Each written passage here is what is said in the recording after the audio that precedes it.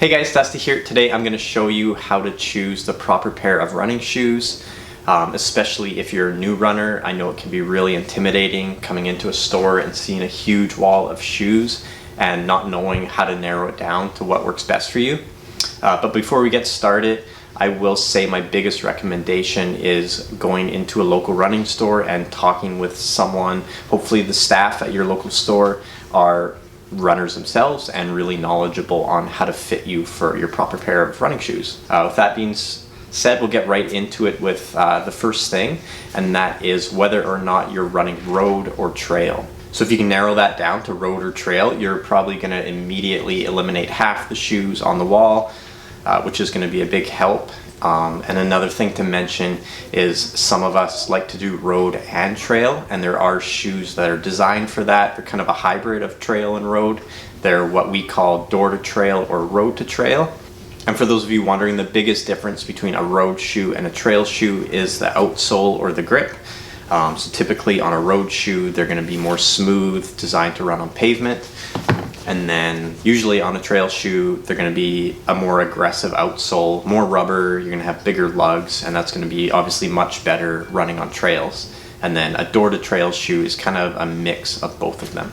All right, now the next thing to talk about is what type of running you're going to be doing. Are you a brand new runner just getting into things, maybe training for your first 5K? Or are you a speed freak, you're training to qualify for the Boston Marathon, doing workouts and intervals on a track? There are shoes that are designed more for faster running, more for that race day or doing a really intense workout. Oftentimes they're really lightweight. They might have a carbon plate in them.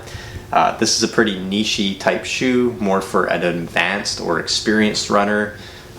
If you're a beginner, I would tend to stay away from these at first, but just keep that in mind that there are shoes for different types of paces and depending on what you're training for. So that might be something that the staff can help you out deciding what shoe would be best for what you're using it for. Next up, we have cushion. In my opinion, that's more of a personal preference thing. So I would recommend trying on a wide range of different types of cushion. If we look at a shoe like this is the Hoka Bondi. Very, very popular running and walking shoe. But as you can see, big, thick midsole, so tons of cushion. You're also going to be higher off the ground in a shoe like this. And then if we look at a shoe like the Asics Nova Blast, again, tons of cushioning, but this is more of a bouncy or softer cushion, I would say, than the Hoka Bondi. So there are different types of cushioning. Some cushioning is really soft, others are more dense or firm. You even have shoes that don't have as much cushioning. So a shoe like this is the Ultra Rivera. It's a little bit more minimal in terms of cushioning, but there's a shoe out there for everyone, and everyone likes a different cushioning system. So try a bunch on and see what works for you. All right, next up, we're gonna talk about support.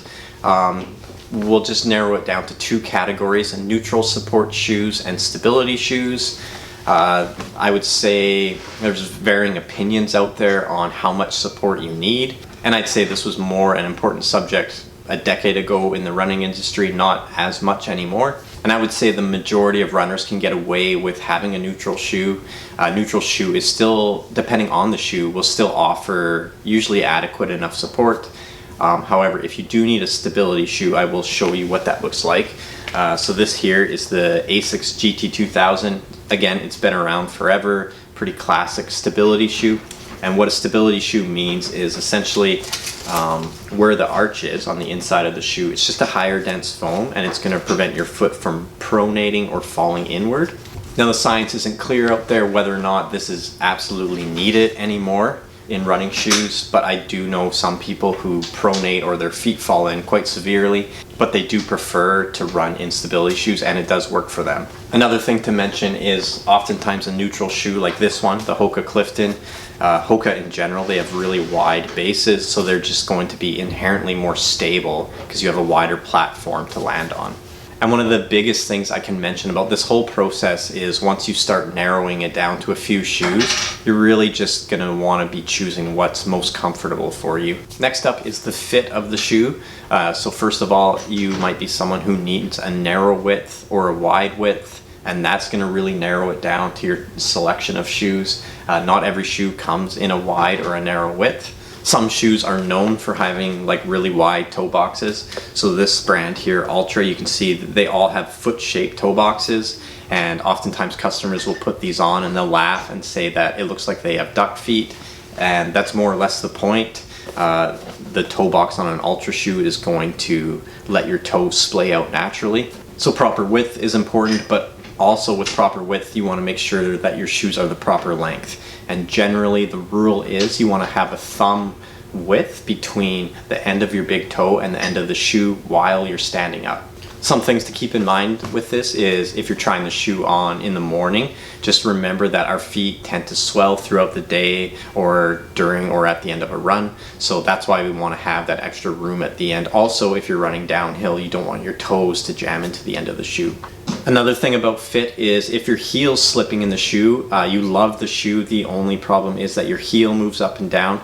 Typically, most shoes, they have an extra eyelet at the very back, and hopefully whoever's helping you in the store will know how to tie them up, what's called using the heel lock. And almost every time it'll fix the problem of your heel slipping in and out just by using this extra eyelet, tying it up a different way. It just snugs in the heel a bit better, makes it more secure, and hopefully prevents your foot from coming in and out of the shoe. Some other things to keep in mind is once you narrow it down, ask if there's a different color available. If you're just not into anything that's available to you, maybe the store can order a pair in for you. And also, it never hurts to ask if that shoe is on sale, or if maybe they give discounts to certain clubs or members. I know like this store here, they give discounts to different clubs in the area or healthcare workers. You could also ask, maybe they have that same shoe in last year's model, which would usually come with a discount. And I think that's it. That's a pretty basic guide to buying shoes. There are a few things I left out, but I think I touched on all of the basics. If you have any questions about buying a pair of shoes, just leave a comment down below and I'll make sure I get back to you. And like always, thanks for watching, and I'll see you in the next video.